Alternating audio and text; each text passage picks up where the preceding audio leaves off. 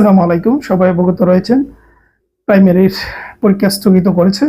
তো সে যাই হোক, এই যে বাড়তি সময়টা পেলেন, এটা কিন্তু বিরাট একটা বিষয়। এটা নট প্রাইমারি নয়, প্রাইমারি ছাড়াও বাকি যত পরীক্ষা ছিল সবগুলো পরীক্ষা স্থগিত করেছে।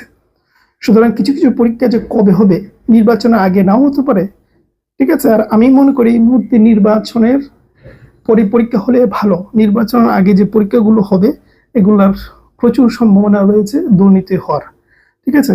সুতরাং যদি নির্বাচনের পরে হয় তাহলে সেগুলো তুলনামূলকভাবে দুর্নীতি কম হবে, আমার এক্সপিরিয়েন্স বলে।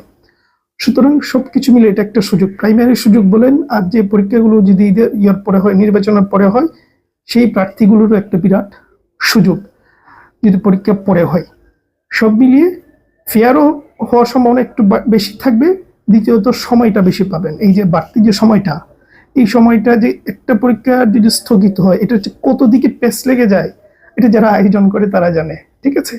সুতরাং দোয়া করেন যে এই যে বাড়তিটা সময় পেলেন তারা এই সময়টাকে কাজে লাগান, ঠিক আছে। এটা আমি স্মরণ করিয়ে দিলাম, এটা আমার কাজই হচ্ছে স্মরণ করিয়ে দেওয়া।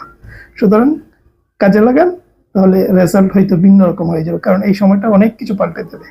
ভালো থাকবেন, সুস্থ থাকবেন।